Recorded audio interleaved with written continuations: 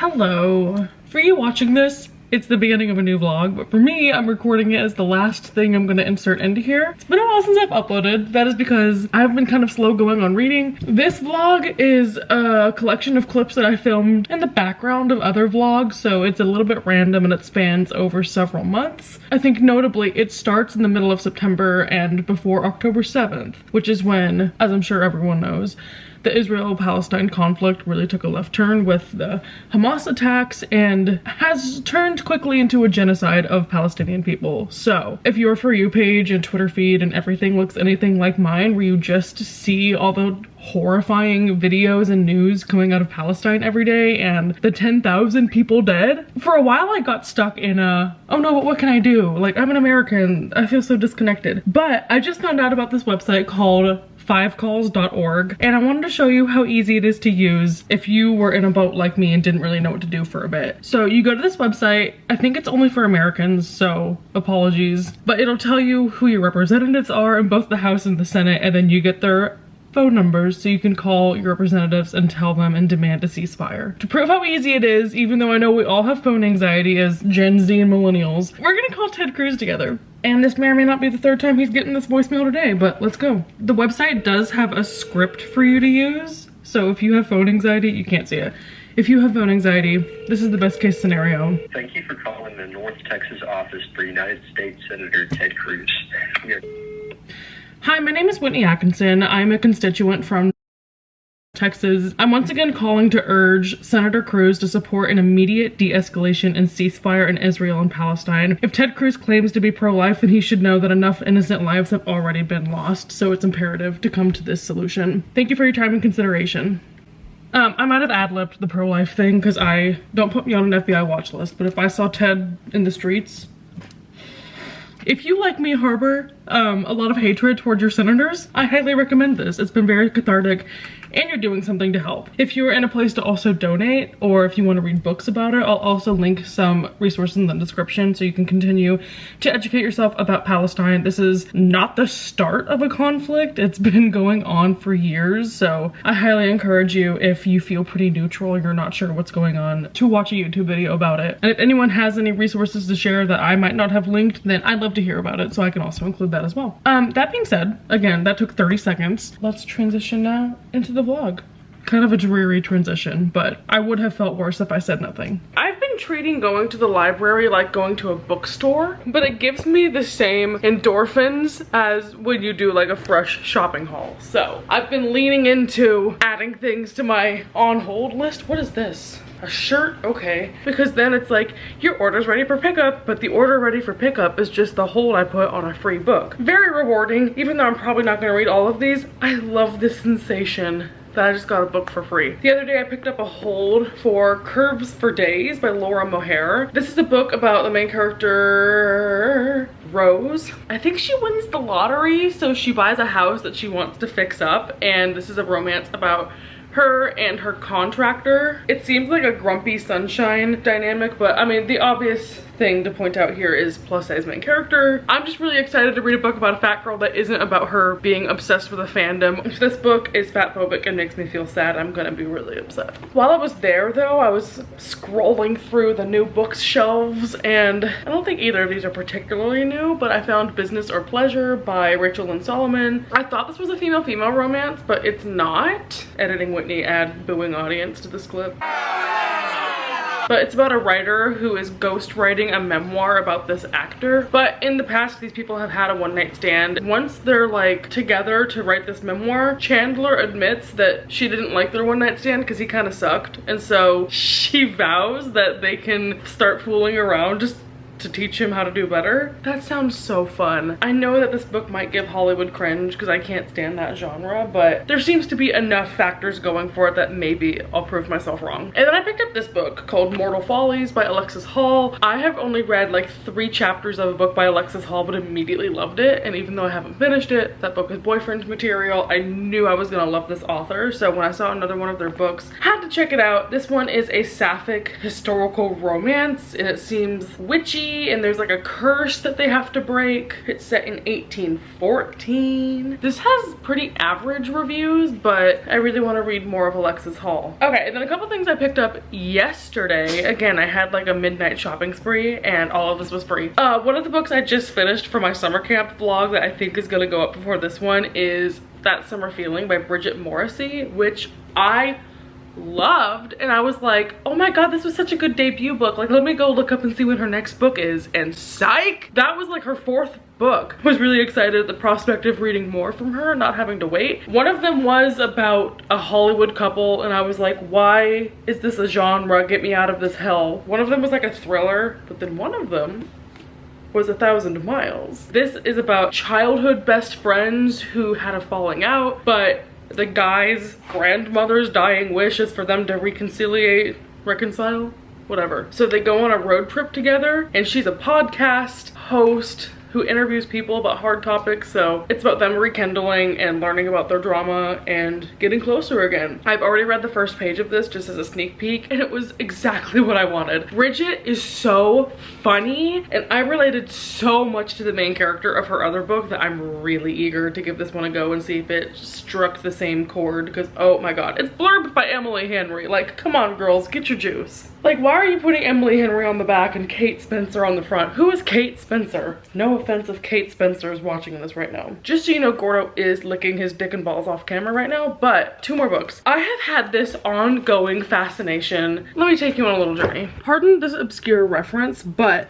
I have had a fascination with this book here by Richard McGuire for years. This is a graphic novel, and it speaks to me because it answers, or at least expands on, the question, have you ever been somewhere like hanging out outside and you're like, this patch of grass and dirt and earth has been here for literally billions of years? What is the story of this place where I'm standing right now? So if you have ever thought that, highly recommend this book, because the camera, so to speak, stays in the same place, but you just see this world.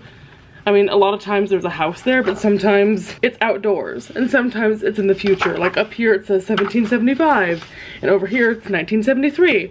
Obsessed with this concept, and it was necessary that I give you that backstory to introduce these next 2 books. So obviously, or maybe not so obviously, I am on American soil. So when I ask the question, like, what's the history of this place? The answer is stolen land from Native Americans. And of course, also being from Texas, they don't teach you shit about that. I've always been interested in reading a history of Texas from a native perspective. Maybe from Texas I can bring that into the whole of the United States, but I just did a search for Texas Native Americans. Both of these books that I found are written by white men and use the word Indian, so this is obviously a starting place and not an ending place. But I did get 2 books on like Texas and US history from the perspective of Native Americans. The first one is specifically about Texas. This one's by David LaVere. This one covers off on Native American societies before the white man showed up. What I appreciate is we got maps. This is gonna go into each of those tribes and all the micro tribes and talk about what their societies were like and how far back in history they went. So I think this is the answer to my question of like what happened here. I need to know. This might read more like a textbook, and we're lacking on the pictures, so I might have to put a brain cell into this, but I've really been curious, and this is something I've been meaning to research and I think is important to know. So everyone say thank you, white man, for researching that. Then the other book I found is, again, expanding it from Texas to the whole of the Americas. So this book is called 1491. When I held this up to Bonnie on FaceTime, she had heard of it, but this is again by Charles C. Mann. If I could get you to do one thing, it would just be to read the inside flap of this the next time you see it somewhere or Google it. Literally, this starts out with a list of scientific discoveries that researchers have made over the years about Native Americans, which, by the way, love the title for this because obviously Columbus sailed the ocean blue in 1492. So this is about 1491 and everything before that bitch.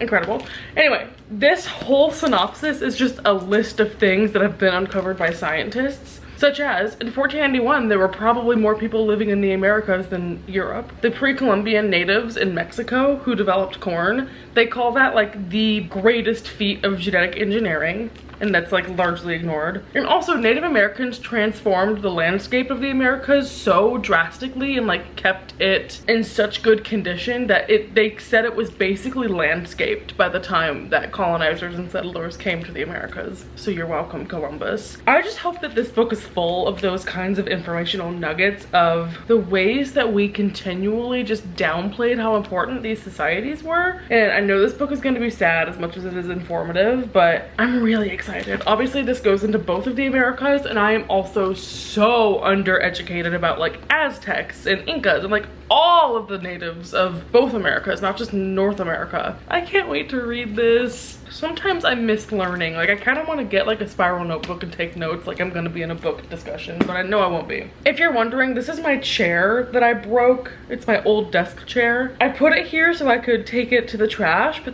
the cats kind of claimed it. Should I keep it for you, Gordo? Okay. I'm currently still listening to Obama's memoir, so A Promised Land. It's getting really good again. There's been like ebbs and lulls of sections that are really dense and boring and sections that are really exciting, but they just passed Obamacare, so finally all of that confusing mess is out of my head. I just really like it. It's not fun, but it's so engaging. Oh, hi handsome. Okay. So I'm gonna keep knocking that out anytime that I clean, or I'm crocheting, or I'm playing Skyrim. Okay, that's like an 800-page book. It's slow going, but happening. The other thing, I have a doing too much gene, apparently Jenna Marble style, because I started a new book on Kindle on accident. I was scrolling through my library and I went all the way to the bottom, and I don't even remember downloading this book. It must have been free. I don't know how much I paid for it, but I've had it probably for 4 or 5 years and it's unread. It's the book Juliana by Vanda, and it's not even showing the cover. Oh, it did. Here. This is a book set in the 30s, or I think, no, the 40s. It's about this friend group from Long Island that moves to New York City to become actors and get married and, you know, be besties. But when they arrive in the city, kind of go separate ways because New York City is huge and intimidating. But then also, the main character is discovering she's having feelings for girls. So I'm like 20% of the way into this. I just started reading it randomly because I was like, what's even this about? And now I'm actually reading it somehow. Gordo, what are you doing? I like the writing style, like it's fine.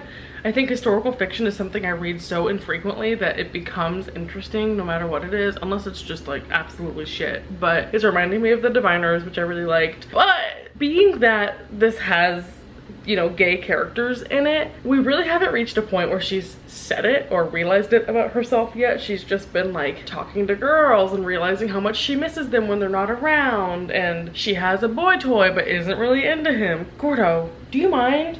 Gordo said gay rights. Y'all mind if I show hole? I think the one problematic feature of this being a book set in that time, and it's gonna confront being gay in the 40s, is that there's been a lot of setup of how homophobic society is at this time. So lots of uses of slurs. Already there's been a girl who was rumored to be gay who has killed herself. So it's not an easy read. And I guarantee the author would defend it by being like, it was realistic at the time, but not enjoying the use of slurs in it. But yeah, I'm like 20% into it. I don't even know that I'm gonna finish it because I have no idea where the book is from. It's like Cotton Eye Joe. Where did it come from? But that means I'm currently in the middle of like 5 books because I keep starting ones and then not finishing them. Honestly, with the length of the clip I just filmed, this whole section could be its own video, but that's it. First, a word from our sponsor. Speak, Valentina. I went to the library today after my mammogram. Mammogram alert! Thank you, WhittyNovels, for getting breast cancer when you're 35. So I have to start getting mammograms very young. And the people who say it hurts and it's scary lied. Same thing with getting a pap smear. It did not hurt, either of them. Anyway, I stopped at the library afterward because I had a couple of holds to pick up, and one of those was a highly anticipated hold. I've been slowly collecting each volume of this graphic novel series because someone's been having them on hold. Rude. There's 5 volumes. It's a graphic novel called Sunstone. It's by a Croatian writer and artist. And this is actually from DeviantArt. I just was super intrigued by this cover because I love women. Did not know until after I had them in person that they are BDSM graphic novels with like lesbian main characters. So I have volumes 1 through 5. I've been waiting so long for these to come in that I really just want to read volume 1 and see what it's about. So as a little treat for getting my mammogram, I'm just gonna read some BDSM graphic novel. Hopefully the person who had this before me wasn't jacking off. Are you joking? Are you kidding? We're about to give DeviantArt users their rights back because this is like my new favorite series of all time. I'm gonna be so embarrassed. Oh my god, it's been like 2 minutes. Please, I need you to see this. Now she said, "Dear reader, this is the story of how I met the love of my life, the one person that I could—" Wait! Don't leave yet! This book has lots of hot lesbian bondage sex. Is that funny? Hi! If my face is super red, I just got home from walking to the library and checking out their book sale. I also sat outside for like an hour afterward and just read my book because today is the first day in Texas where the weather is like 50 or 60 degrees.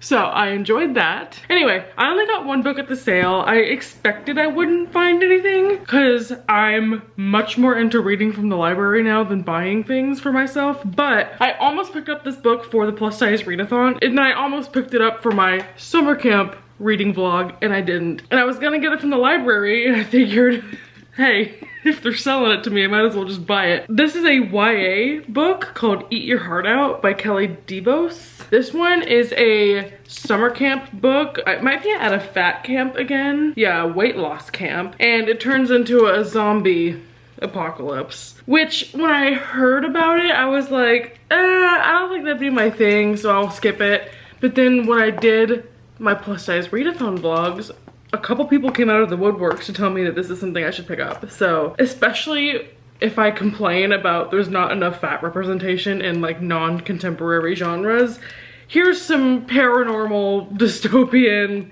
what are zombies considered? Apocalyptic with a fat main character. So it was $1. I cannot complain. Now I get to painstakingly peel all the stickers off of this. I look this way because I've been cleaning for 3 hours straight. But the benefit of that is I just finished the audiobook for Promised Land by Barack Obama. This took me, I want to say like 3 months to read. Obama had a lot to say, and in his defense this covers like several years. I really liked it from the perspective of, I mean obviously you know who Obama is, but I didn't vote for him because I was 12.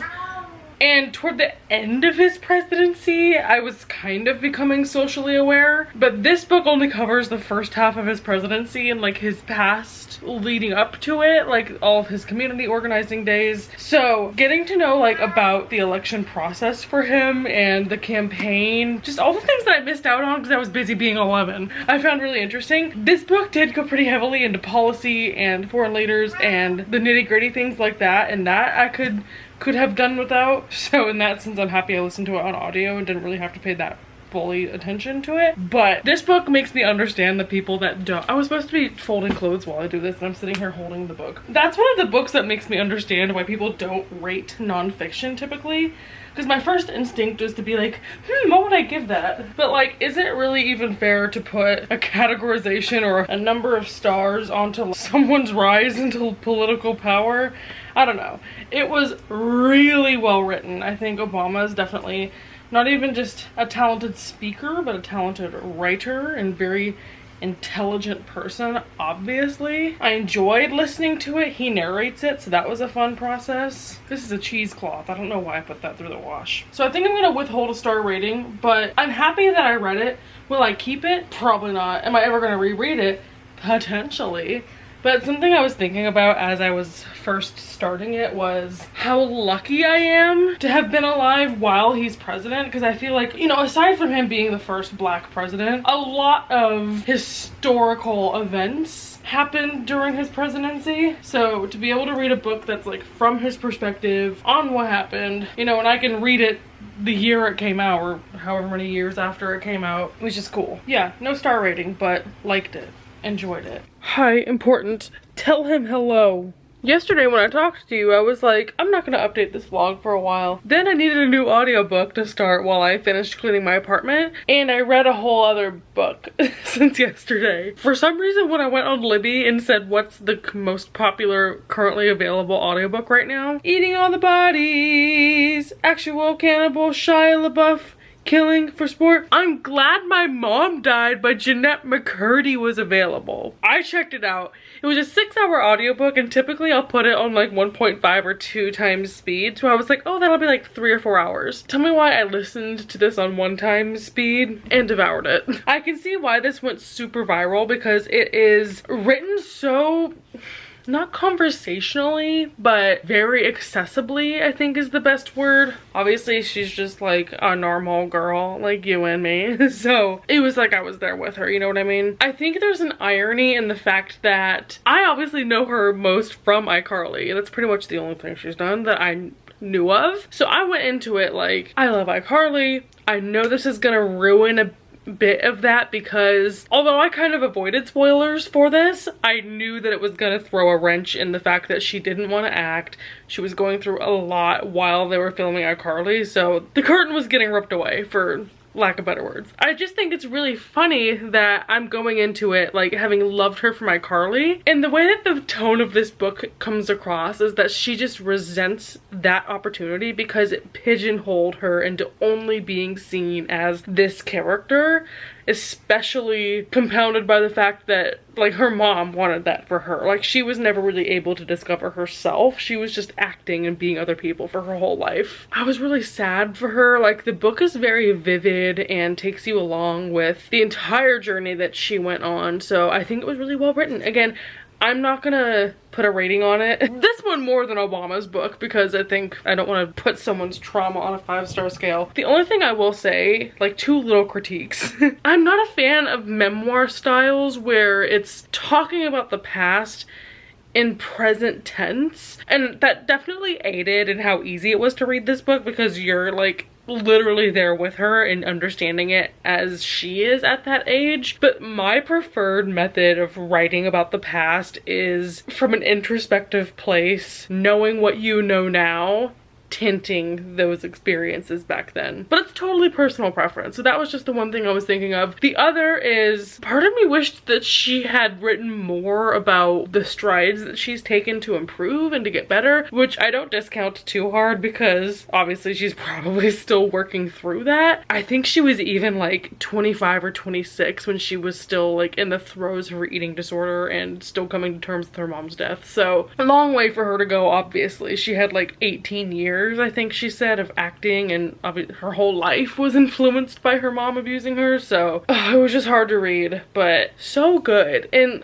even, like I said, even though I am such a massive fan of iCarly, and it mentioned how she refused to do the reboot and her reasons behind it, which obviously I can't fault her for doing that. I'm not like mad about it, but it definitely gave it a new color where I was able to really deeply respect her reasons why, even though obviously beforehand I still respected it. But she's come such a long way since when she didn't know any better, when she was getting abused as a kid and getting really deep into her eating disorder. I wish that we'd seen a little bit more on the other side of it. It's still wrapped up nicely, but there were a couple things that I was wondering about, like how's her relationship with her brothers now, and what does she plan to do for the rest of her life now that she has some independence. It definitely motivated me to want to keep tabs with her, and I'm one of the masses now who just really enjoyed that book. I mean, it's hard to enjoy, but it was a good experience. I usually don't read audiobooks because I think my issue is I tried to listen to a couple different things and the narrators are make it or break it for me, and I feel like most audiobook narrators are terrible. However,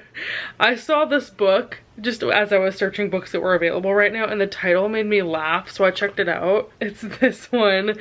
It's called I Want to Die But I Want to Eat Tteokbokki, which is a Korean translated book, and I'm only 3 minutes into this and I like it a lot. It's a nonfiction book. It's about this author's experiences with depression. It's about a woman who isn't like fully functioning, ready to enter society, but she also doesn't have major depressive disorder, so she's not battling depression at its most intense, concentrated form. And now this book is gonna make me hungry for tteokbokki, so That's what I'm reading. Gordo has been purring by my side the entire time. And clearly I need to make my bed. This is just my undersheet. Okay, joining you live because I just passed the quote that I really like. I restarted the audiobook from the beginning so I could re-listen to it. And the way that she describes at the beginning, this book is for people who are in a state of rotting. I don't know if you're on TikTok, but I'm on the side of the TikTok that's like, my favorite thing to do is to rot horizontally. Like, I literally tell my therapist that. I'm like, I love rotting. And the way that she defines rotting, she calls it this vague state of being not fine, but not devastated at the same time. You know, when I say it out loud, it doesn't sound that significant, but I'm like, yeah.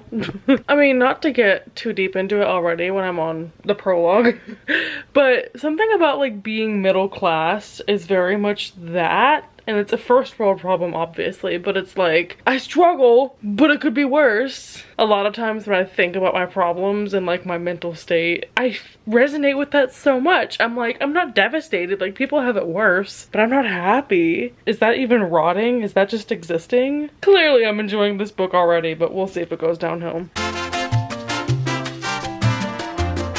Hi, it's not gonna stay up. I hate this tripod if we're being honest. Badly.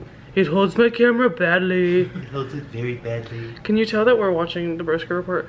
Are you in the shot? Okay. I'm in the shot. I'm back! Hi, this is John Paul.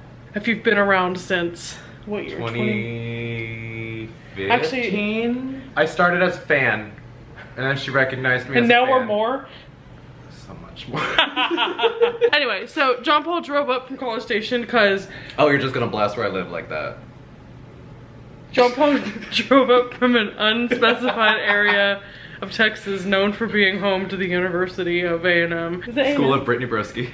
That's true! Yeah, she's an Aggie. You went to high school with her and I live in the same town she went to college. That's our claim to fame. John Paul texted me and was like, have you seen this is going on? Cassie Clare's coming to North Texas.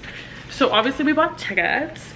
I had never met her in all the years of how many, if you go back in the archives on this channel, one of the first like 50 videos I did was like, City of Bones movie review, City of Bones trailer reaction, City of Bones series. Obsessed since like literally a decade ago. She was touring for Swordcatcher. her non-Shadowhunters book, which I totally forgot. Like when you said like you'd started it or something, I was like, I forgot that's already out. Her venture into adult fantasy. Yeah, so I'm kind of excited. I heard there's no porn. Well, it's her. Yeah, but like... Is there Shadowhunter porn? I mean, she got like a little like YA porn, but like if she's going adult, I wanted porn. Cassie, if you're seeing this... Yeah, because Cassie watches these. Please let her know. First of all, I love you. Should I Just leave? give me some porn. Connor's hot. Is there a massification of the fantasy genre where we're like, there's not any There's toe no suckling? porn. You're not sucking his dick under the dinner table. No sucking and slurping in these pages? You're not fisting her in the alley. What? Do you know what this is about though? Because I do not. Okay, so this is about a character named Kel. He was an orphan. And he got pulled out of the, I haven't booktubed in years, I don't know how to give a synopsis. He got pulled out of the orphanage to be a stunt double for the prince, basically. Sorry, I'm really into that. That was a really good description. So he basically like, he shares a room with the prince. I think they sleep in the same bed, which is hot. Oh, the best fucking part, pansexuality is the norm in this world. I just became a seal a Everyone second is ago. just pan, and I fucking love it, and I just want to fuck everyone. Wait, I And like then- that. Me finding out what the book's about after I paid $30 to go. And then there's a second POV, this character named Lynn. She is part of a colony in this world that is ostracized, and she wants to be a, what was it? She wants to be a doctor, I think, and everyone's like, you can't be a doctor, you're a woman, rough gig and for a you're woman. of this race. So it's her trying to figure that out, and eventually the characters are gonna meet, I'm Cassandra sure. Clare, the white woman tackling race. Right. How does she do it? Right, and guess what? She's white and has red hair. Oh, but Lynn comes from the like group of people that like still has magic, but years ago there was this thing called the soldering where magic was kind of abolished, but her race of people still have these like little medallions that can do like little magic. I That's can't believe the you said synopsis. you were bad at synopses. That was really good. I would have just been like, Maybe I'll it's- be a booktuber again. So yeah, we paid $30 to see her, and here's where the fun starts. My camera's about to die, so give us a second. The invite just said come get your book signed, so I was like, okay, there's gonna be no panel. We show up like 45 minutes early. Feel kind of bad because everyone's congregating, we don't really know what to do. Yeah, it was not Books A Million. Get your shit together. Yeah, it was in a Books A Million in the mall. Like, not even an official venue of like Barnes and Noble, or even Half Price Books in Dallas has done stuff. So we were like, I don't know what the vibe's gonna be. We walk in and all the employees are confused and mad. If you're watching this, love you. I'm sure you were given no direction, but we were like, what the heck come after 6? Where do we go? What do we do? How is this being done? So they end up just having us line up in opposite directions, so all the people who had just arrived got our wristbands first. Yeah, so people were like lining up to the cash register. A girl behind us, like an employee, is like, all right, everyone turn this way, we're gonna start checking you in. And then we were front of the line and we were like, I feel bad. Yeah. If anyone was there, I'm so sorry I took your spot. I've been waiting 10 years for this, I'm not sorry. But then we became besties with the people around us. We were like 6th in line at this point. I'm less nervous to meet her because I think you have a much more personal connection to the book. I'm obsessed with Cassandra Clare in the Shadowhunter universe, and I'd been waiting 10 years for this moment, and I wasn't gonna waste it. And I kind of was like, I'm happy to be here, but whatever, so you can go first. John Paul walks up, and I let John Paul go first because I'm like, you have a whole thing, and I'm also gonna piss myself, so go. I'm basically telling her, like, thank you for Magnus and Alec. That was the first, like, queer exposure I had, and it really helped me growing up. And then some other more personal things that I told her I probably shouldn't have, but I'm glad I did. Like, I had gonorrhea and it was a really rough time. I had gonorrhea. You asked for a picture and looked to me and she was like, oh, are you two together? And I was like, hee hee, yeah. I guess while they're taking the picture, I hand my phone to the woman who's taking pictures for Books A Million. Because I'm like, it's my turn in a second once they're done taking this picture. So I walk up to them and I realize they're already putting my books that I got signed in a tote bag, and I was like, oh, those were my books. Okay, so I guess she already signed them. And then I look up to her, and the guy who's putting all the names in the books and like sliding things along was like, all right, this next person is Zoe, the girl behind me. Fast. They were hustling too much. Give the bitches a moment with the author. They introduced the girl behind me when I walked up, so I was like, oh, and I just took my books and left. So you got like 30 seconds of FaceTime, and then she was like, oh, are you two together? And I went, yeah, and then took the bag and was like, bye. And I went and got my phone from the woman, and she had not taken a single picture of when I was standing in front of her, anything. I got like 20 pictures of me and her. Which I am so at peace with this, and I just think it's so funny because I genuinely would have just been like, hi, I broke my Morgenstern ring out of storage, which honestly might have been kind of a roast that it was in storage. Yeah, and my steel from Hot Topic that also doubles as a pen that doesn't work anymore. Maybe it was better that I didn't have anything to say to her because it probably just would have been like, oh my god, I loved you in 2013. Not anymore. Yeah. I'm just happy that I sacrificed my time for you to shine, because that was like, genuinely, that's one of my new favorite author interactions is I just looked at Cassie Clare, took my book and left. And Cassie, by the way, the other book I got signed is Clockwork Angel. Cassie, for this signature, you could have given me 10 seconds. I know I don't get my name in my books. See you with line. See you with line. Which I think that might have been the mistake because I don't get my books personalized, so she just did it really fast. But I was gonna be like, hey, my name's Whitney. But nope, they were like, bye. Anyway, everyone follow John Paul. Yeah, I have social media. I'm an artist, guys. This is my supporting my friends. Show the painting I made. That's right! John Paul did this painting for my apartment. I know it's like abstract-y, and also Jason Momoa's there, ignore him. But you've done like horse drawings for my family. Oh yeah. So if anyone needs custom art. Please, I'm poor. JPC_art, that's my TikTok. Oh my god, it has been like a month and I haven't posted, so I need to finish out this one of these vlogs that I'm doing. So I'm gonna end off this one. I think I had procrastinated ending this vlog because I had started so many books and hadn't really finished any of them. Hold on, there's a cat hair on my lens. I don't think I'll ever learn that if I sit here I'll be backlit. But I did finish the first volume of Sunstone, this lesbian BDSM romance. I can't really un-ick the fact that this is written by a man. At the end, there's a little bit of a biography of like why he wrote this, and it's because he was feeling really burnt out in the work that he was doing for this publisher, so he decided to write lesbian porn instead. And it picked up because he went viral. Here is our man in question, Jay Kristoff looking ass. If I can overcome the reason why this was written, I do think it was really good. It's about these women that meet online and they're nervous because neither of them have really done this before. And I think this book is meant to be like the antithesis of 50 Shades of Grey, where that one is showing like super unrealistic, unromantic BDSM, and this is like the actual deal. It does skip the actual sex scenes, even though there's a lot of nudity and clearly like lewd content in this. I think the reason why it has a green label from the library is because it is not safe for work whatsoever. But I really liked the relationship in this. It happened really fast, obviously, but I think it was funny. The attraction there was very apparent. So I do have volumes 2 through 4. I'm sure they will take me no time at all to read, so I'll probably continue on with this series, but I think I'm gonna give it like 4 stars. Shout out to cishet white men from Croatia who write shit like this. And on this note, on the note of lesbian BDSM porn, that's all I have for you today. And this vlog is long enough because it's been fucking 2 months. It is almost November, and I think I started this vlog in September. So that's really all I have to say. Hope you're having a good day. Hope you've called your representatives to free Palestine, and hope you're reading some good books. See you next time, everyone. Bye.